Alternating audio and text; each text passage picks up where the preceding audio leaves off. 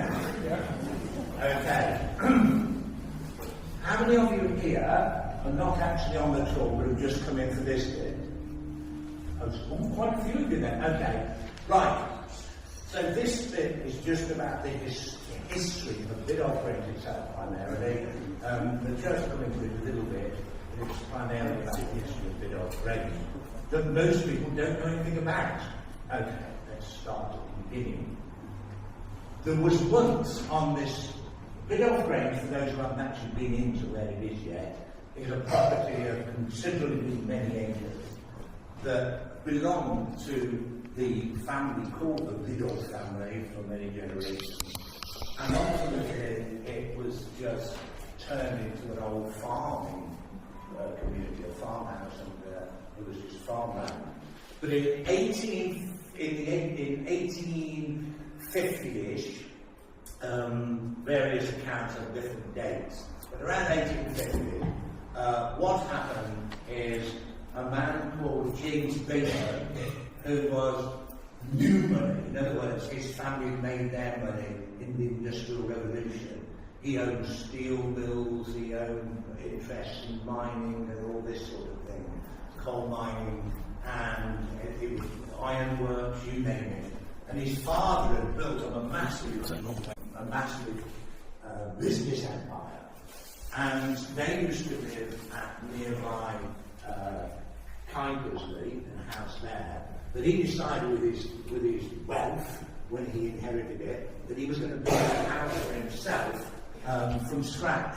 And it was him who built Biddulph Grange in the 1850s, late 1840s, early 1850s.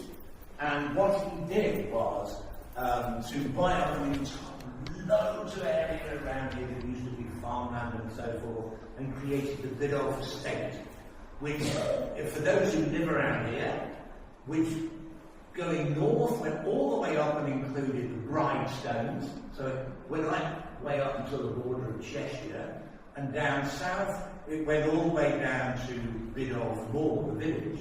So it was a pretty large area, and in the middle of it he built Biddulph Grange. Now the house itself isn't the big part of the story, it's the garden around it. James Bateman, unlike his father, who was obsessed by the business, was interested in using the money they got for furthering what he was interested in. And what he happened to be really interested in was horticulture. In fact, ultimately, he became the head of the Royal London Horticultural Society. And what he decided to do was to create gardens with plants from all over the world in a way that had never been done before. He was going to go to Japan and get plants from there and bring them back to England and make sure they grew. China, India, you name it, all over the place. And so he decided to, and it would cost a fortune to do it. He hired a number of, when I say boats, I'm talking about basically ocean-going ships. Some of them with not just sailing ships, the early days of steamships. He had quite large steamships. He had 3 of these that he hired with all the crew and everything to go to various parts of the world, and he went with them as well, collecting saplings and seeds and cuttings from plants from all over the place and had them brought back to England. And he was away for 10 years doing this. And so what he did is he left his wife, Maria, behind. Now at the time, generally speaking, women didn't have an awful lot to do with running estates, but Maria Bateman was totally in charge. He wasn't here for 10 years. In fact, even longer than that he was away quite a lot of the time. So it was Maria Bateman whose job it was to organise the creation of these gardens that would be ready for all these plants he was bringing back from everywhere. So it was up to her what she was going to build in the gardens. Now, what she decided to do was Maria Bateman was very interested in various forms of mysticism. She was interested in Taoism from China and Shinto from Japan. She was interested in Hinduism from India. I mean, she'd travelled the world herself quite a lot before she married Bateman. And she decided that in the gardens that she would build a number of what she called shrines, but what everybody else called follies. Various, like the mock Egyptian temple that's there. It's really a mock Egyptian tomb. It's got sphinxes on the outside of it, full lion-sized sphinxes out of stone. You go down a corridor, and at the other end of it is a strange creature called the Ape of Thoth, which is an Egyptian god carving, and she's got the Egyptian sun disk on the outside of it. And in that area around there, Bateman was sending back to England. He didn't keep coming back himself, he kept getting able to bring them back from around the world, various plants, and he was going to plant Egyptian plants and plants from the Middle East in that area. And then somewhere else, there's a Chinese garden. There's like a reconstructed Chinese pagoda, and around there he was going to have plants from China and from East Asia. And this was the general idea. So altogether, there was a number of shrines of the god, as she called them, and one of there's the Egyptian one, there's the Chinese, there's also what they called a Celtic shrine, or then later became called a Scottish glen, where they were going to plant various plants from the Celtic world, in other words, from Northern Europe. And their shrine is basically a recreation of an old Celtic sacred well to the old Celts. Their belief was that ancient springs were really important. It was where their goddesses were worshipped. She was really into all this idea. She liked the idea of recreating one of these. And it was from these that the first holy wells came. When Britain became Christianized, for example, the old Celtic and Saxon holy springs became holy wells, very often associated with female saints rather than the female goddesses that were there before. And what happened was that the ancient Celts, they used to throw things into these wells or into these springs in the hope of getting favour from the goddess. Well, what the early Christians started doing was throwing coins into these, and from which came the tradition of wishing wells that we still have today. She loved this idea, so she created her own little wishing well in this place. And she created this Celtic garden. Then there was other bits. There was a bit where there were what's known as the Himalayan walk. And in the Himalayan walk is where there's plants from the Himalayas. And it went on like this. But in addition to this, underneath the house, and this is the strange part, because this particular shrine, or folly, whatever you want to call it, was kept completely secret. It was Helen who runs who's in charge of the National Trust for Biddulph, who comes from the area herself, she comes from Biddulph Moor, that she found out that there was another shrine under the house, which was a recreated Roman tomb that they call the catacombs.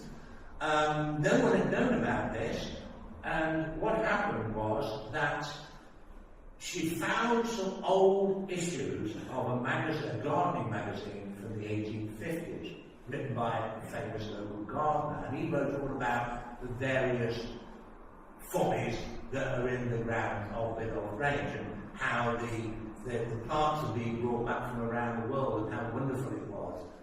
But he doesn't mention anything about this Roman tomb.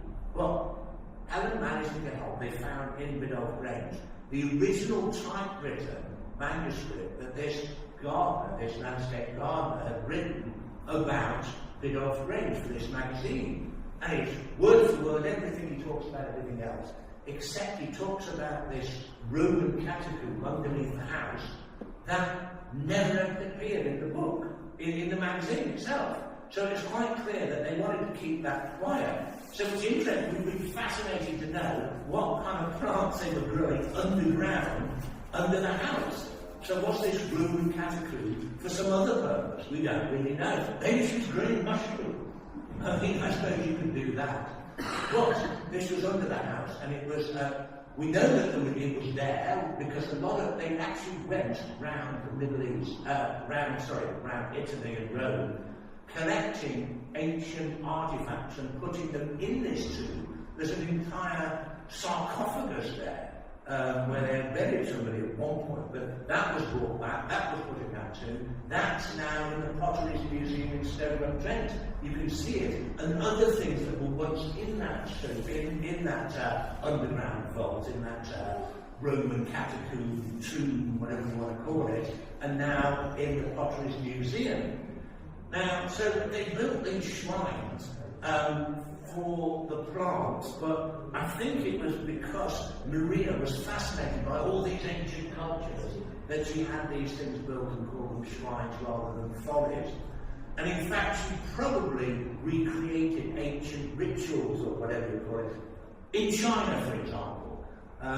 Anybody who's travelled there will probably know that quite often they have these festivals where around a pagoda they will have, there's water there, and there's all sorts of trees hanging down over the water, very willow pattern-like, you know, with the weeping willows. And the idea is that you have these little paper boats you build, and you put these little candles in them and sail them into the water. And they do it at night time. You get all these little boats sailing out over the water with a little wish in there.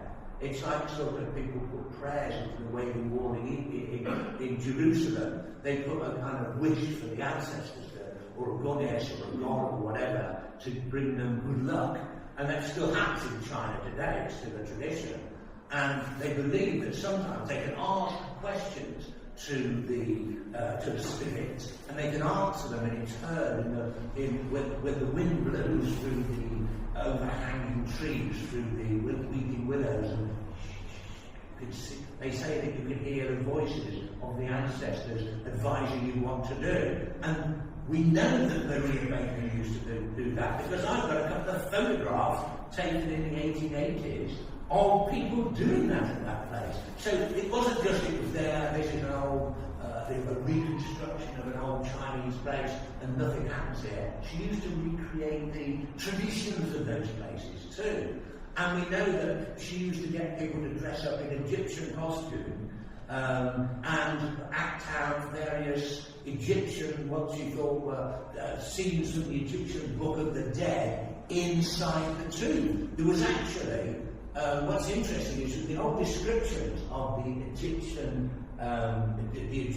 temple, the Egyptian tomb recreation in the Grange, what's interesting is they're talking there about having like 30 people in there doing things. Well, if you go through there now, if those haven't been there yet, we'll see later on, when you walk through there, there's no way you can trap 30 people in that place. It'd be like this.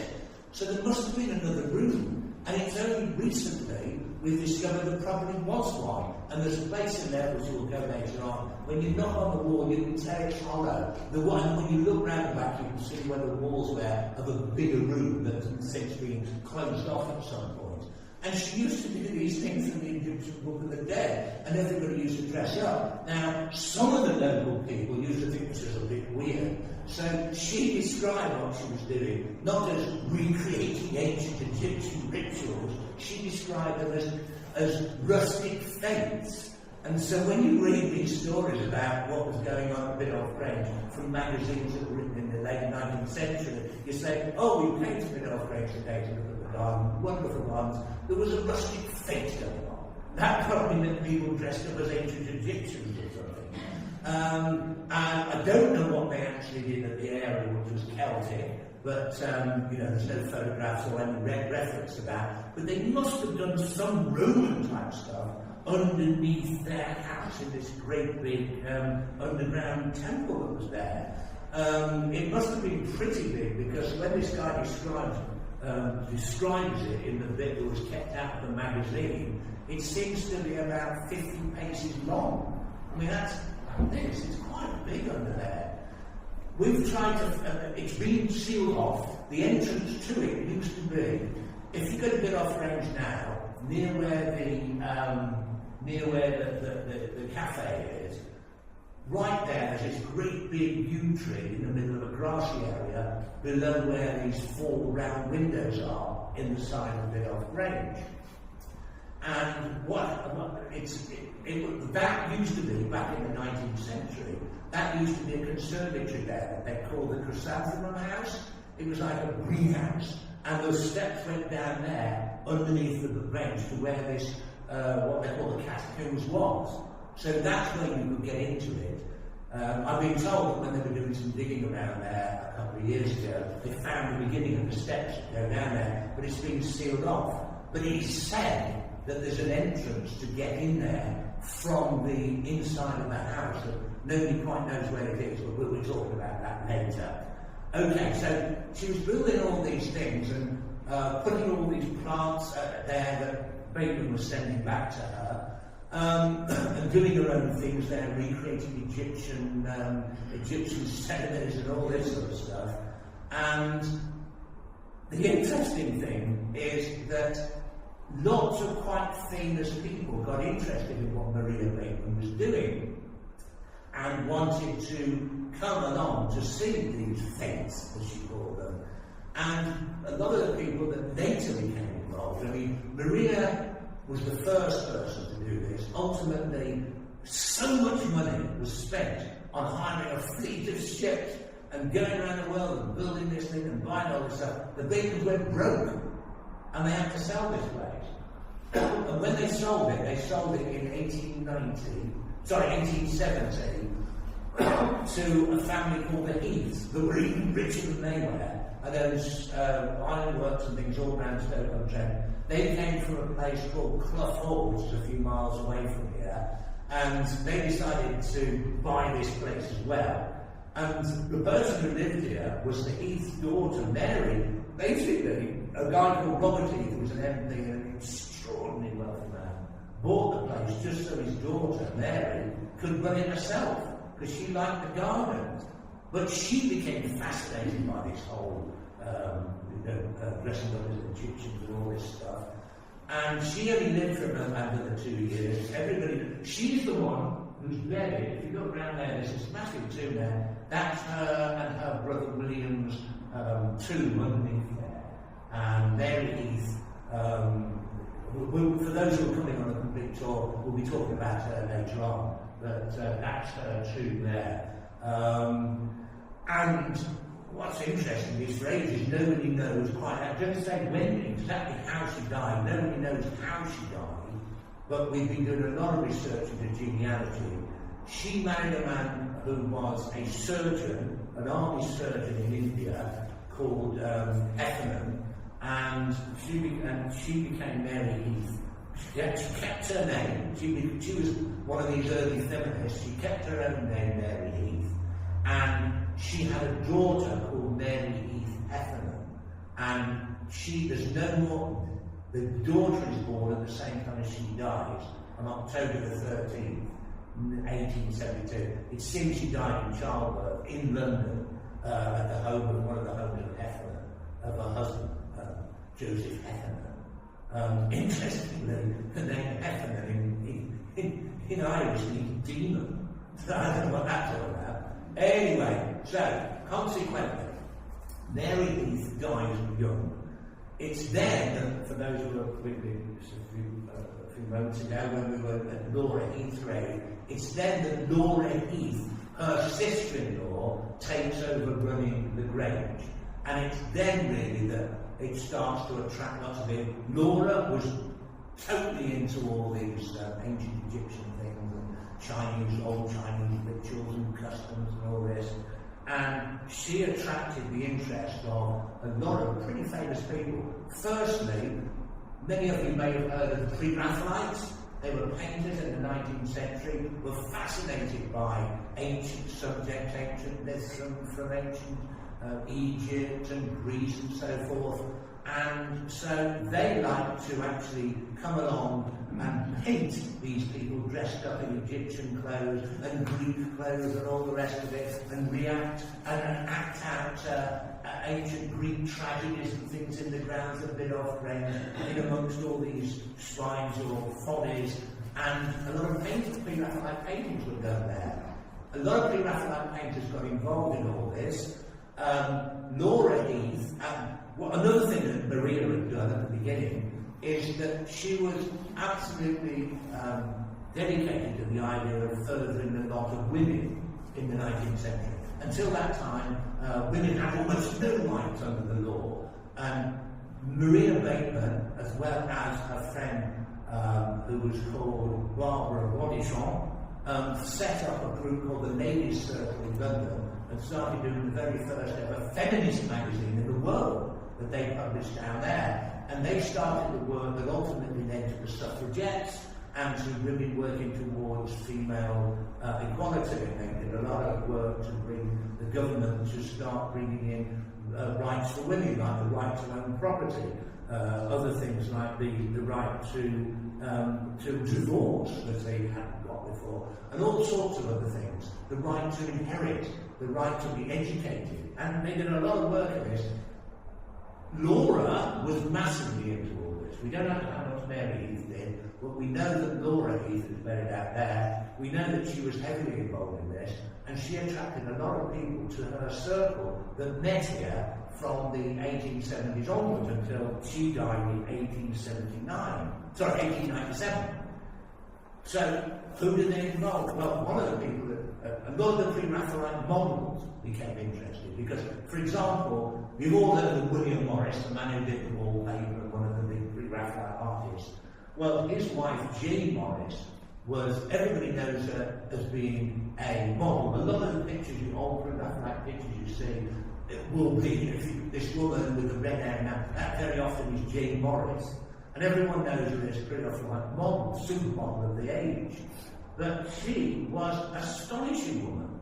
She lived for a while, she lived in nearby Leek, and she became very friendly with Laura Heath. And Laura Heath probably was the one who inspired her to do what she did. Originally, Jane Morris had just been a scullery maid. She met Rossetti and William Morris, who thought she'd make a good model. Eventually, she married William Morris.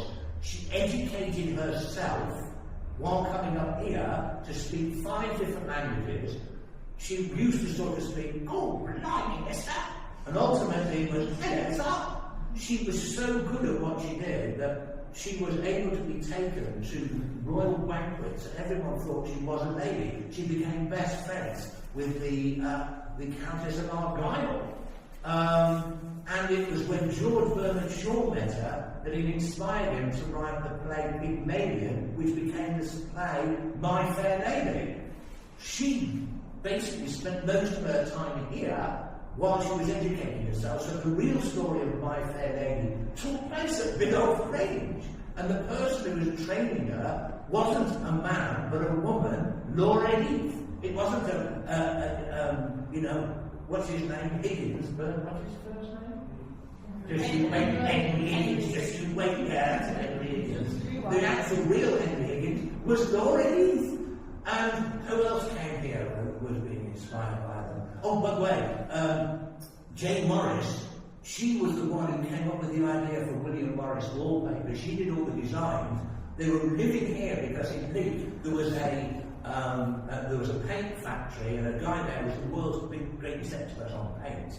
And they were trying to work out new kinds of paints that you could use on wallpaper that wouldn't run and all this. So they spent a lot of time there. And it's down to William Morris that we have modern wallpaper, so you can't take anything away from him. But the designs were made by his wife. A lot of them she worked on here at Biddulph Grange. She used to spend a lot of time staying here with Laura. So she came up with all these designs of William Morris wallpaper here. When the people that were selling it to, like Harrods or whatever they were back in those days, they said, well, we can't put Jane Morris on it, it's a woman's name. So they said, well, we have Morris and Co. So they were done under Morris and Co., which is basically him and her. But what they had to do was to say that it's William Morris wallpaper, not Jane and William Morris wallpaper. He worked out how to do it, she came up with the designs. And so all that was done here at Biddulph Grange.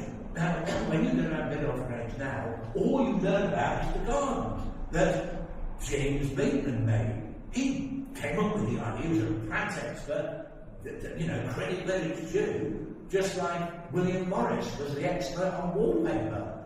But like Jane came up with the designs, Maria came up with the entire layout of the place. This amazing gardens is down to her, the way they look. The plants came down to him. But when you wander around there now, the National Trust, they'll just have pictures of James Bateman, because there are hardly any pictures of the women. And if there are, we don't know who they are, because they're not, some woman. That's it, you don't, so you've got James Bateman, they talk about James Bateman, the actual architects and the landscape gardeners, but no mention really that Maria Heath was the inspiration behind it all. That's nothing to do with the people who work at Biddulph Grange. It's to do with the National Trust, National Trust policy of the way they do things. So people are interested in the garden and they think of the man who came up with the idea of the plants. The only one of the actual follies, if you like, at Biddulph Grange that Bateman actually himself designed, James Bateman, is what's known as the Swiss cottage. It's now called the Cheshire Cottage. That's why it's called the Cheshire Cottage, I'm not sure, but that's another story. But it's called the Cheshire Cottage now. It looks like a Swiss cottage. That's when you go into the Egyptian temple, you'll go through it, all like Egyptian inside. You come out the other side, and you find yourself coming out an entrance that looks like an alpine Swiss cottage. And you're thinking, why is it like this? Well, the reason is that James Bateman kind of came home, we've had a few letters from Maria where she invited to Jane Morris, saying, oh God, he's coming home. He's just...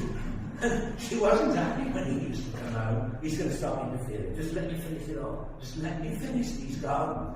So the only time he did come and interfere with it was when he said, start off when he came out and said, well, I've decided to grow all alpine plants along this. This is called the Alpine Pathway.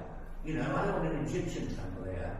And she said, okay, I'll put an alpine kind of Swiss cottage here. And so that's why the other entrance looks like that. And over the top of it, you've actually got, when anybody says, no, it was only James Bateman who put these things together. No, it's James and Maria. These gardens are James and Maria. You can actually see the monogram that they both use together, J and M together, JMB, which is above the doorway to the Swiss cottage entrance of the Egyptian tomb. And it's there, and it's got the date it's got the date 1856 there when it was built, and you've got their monogram. And she actually said at the time, well, if we have a monogram that shows both our names equally, and the way it's done back to back, you can show it's not James and Maria, it's Maria and James, or James and Maria, they're equal. But I think if she'd have actually known that, she hoped that monogram would mean that people realised that she was as much to do with it as he was, but I think she'd be turning in her grave if, she's buried over there somewhere, so she might be turning over there for what's happened to her, that she's been virtually forgotten. You know, when it comes to people in the garden and considering it's all to do with James Bateman. So that's basically what happened in the gardens. Now, ultimately, the Batemans have gone. Now I'm back onto the point where Laura Heath is running the place. I've said about Jane Morris and the wallpaper being invented there, the Morris wallpaper.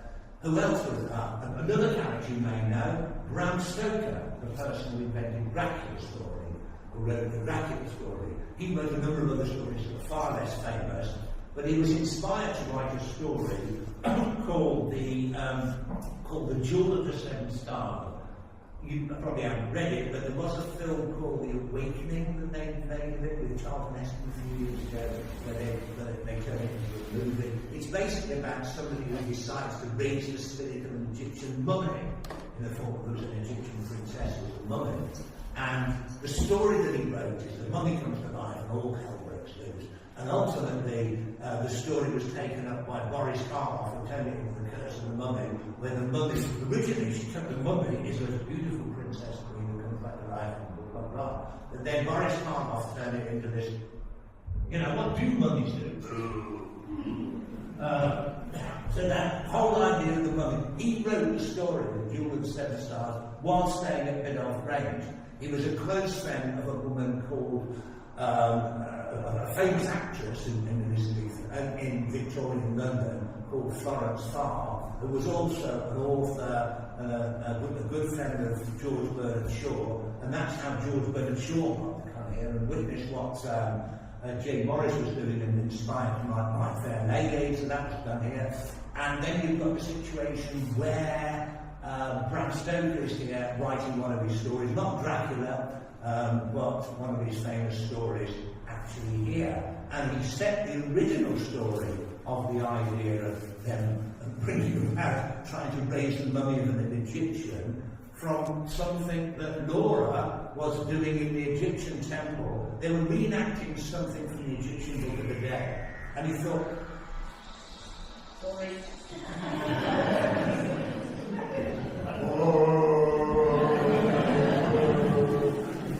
Does anybody remember that invasion of the body snatcher? They're all pointing. Anyway, so something that Laura was doing, they were reenacting. There were people like Jane Morrison and these, beautiful people reenacting something out of the Egyptian Book of the Dead, and Bram Stoker saw it and thought, that's a good idea. Who else got involved? There were other pre-Raphaelite painters like Rossetti. He was a frequent visitor. And so there was a lot of stuff going on. I could just go on and on, can't just run out.